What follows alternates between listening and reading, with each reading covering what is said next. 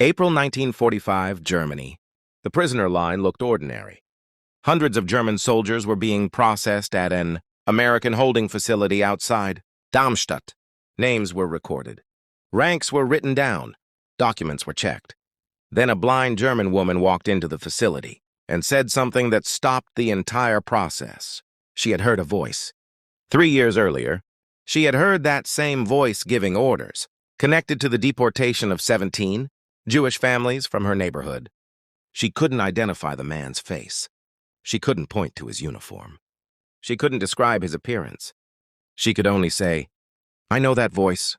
The woman was Marta Stein, 61 years old. She had been blind since birth and had spent most of her adult life as a piano teacher. For decades, she had trained herself to recognize sounds with extraordinary precision. And while waiting at the American facility, she heard something that brought back a memory from 1942.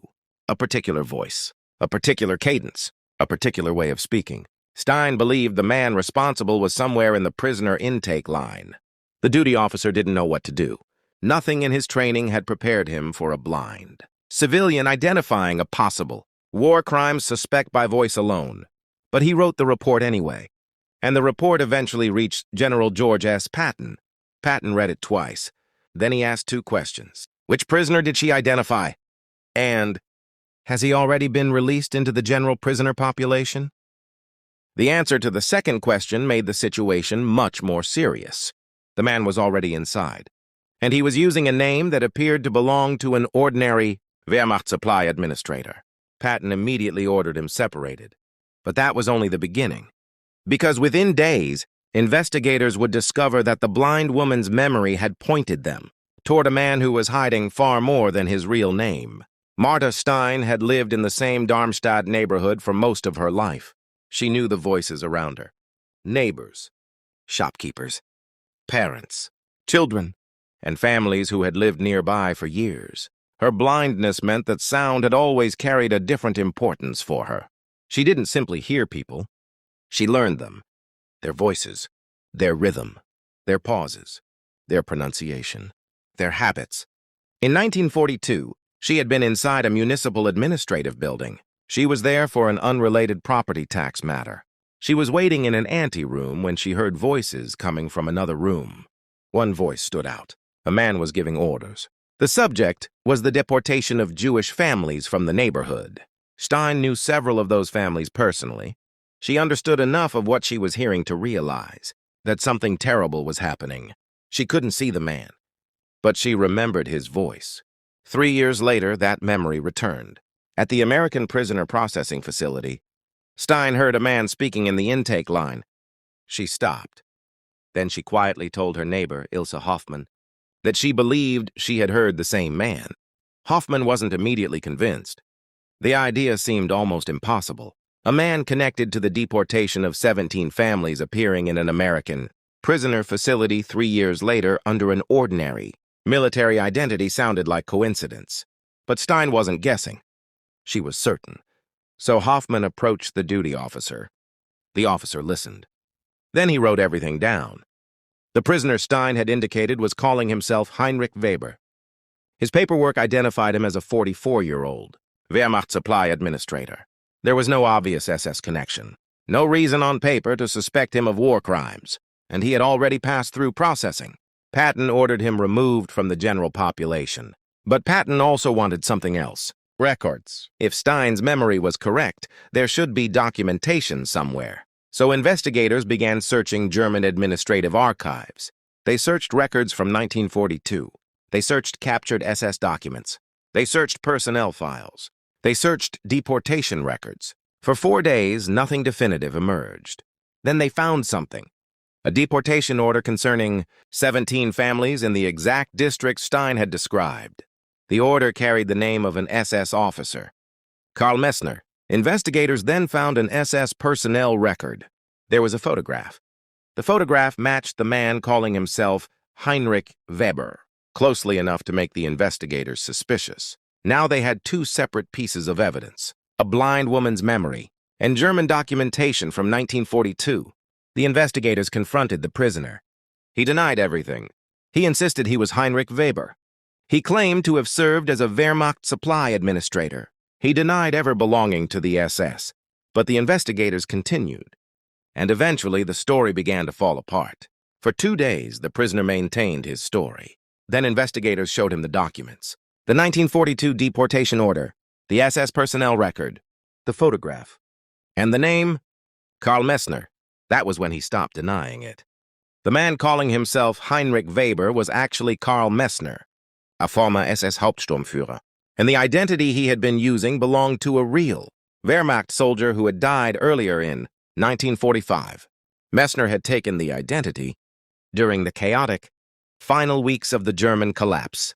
His objective was simple: disappear into the mass of ordinary German prisoners. Avoid being identified as an SS officer, avoid questions about his past, and walk through the Allied processing system as an ordinary military administrator. The plan had worked. 3 separate processing points had accepted the false identity. Nobody had discovered the problem. Then a blind woman heard him speak, and everything changed. Investigators eventually determined that the 1942 deportation order was not an isolated incident. Messner's own statement revealed additional information about his wartime activities. The case became much larger than the original report. What began as a voice identification became a serious war crimes investigation. And the strange part was that Patton himself had only played a small role.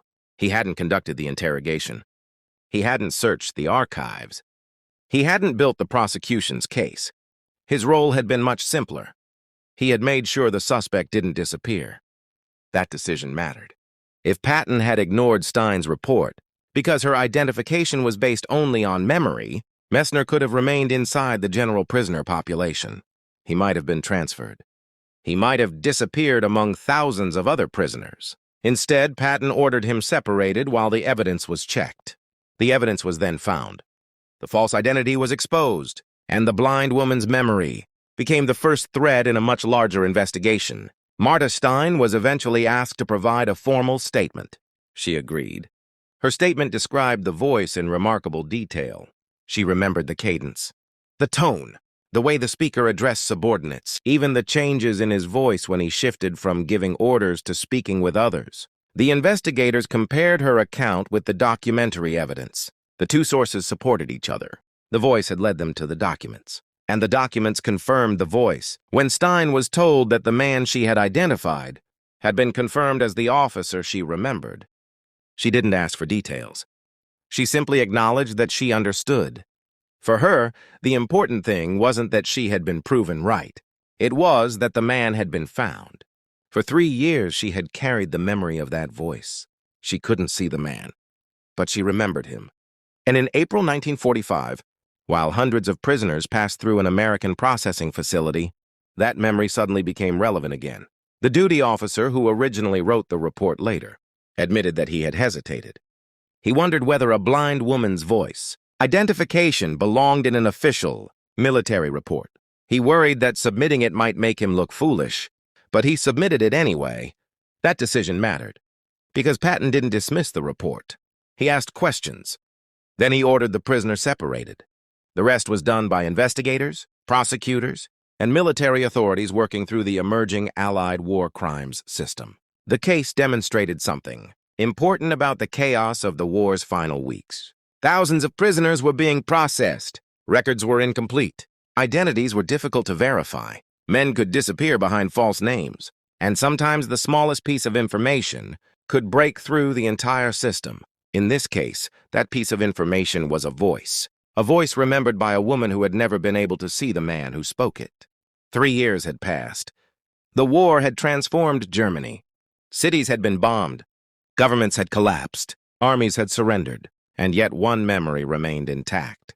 A voice.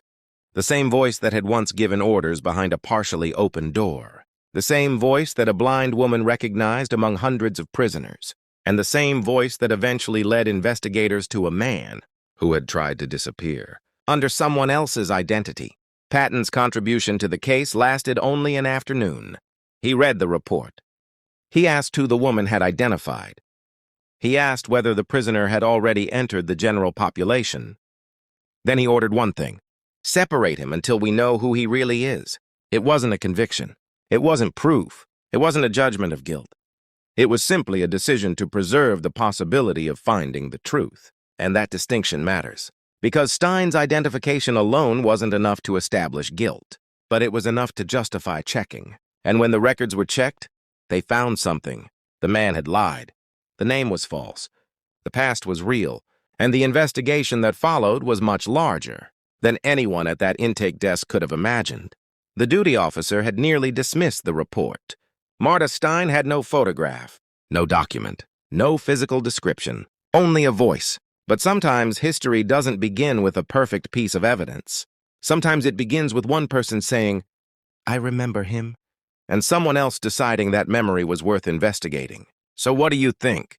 Was Patton right to separate the prisoner based only on Marta Stein's voice identification while investigators searched for evidence? Or should the prisoner have remained in the general population until stronger evidence was found?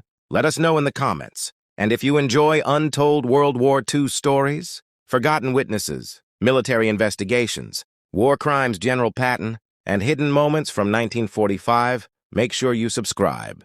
Because sometimes, the person who remembers the truth isn't the person who can see it. Sometimes they're the one who can hear it.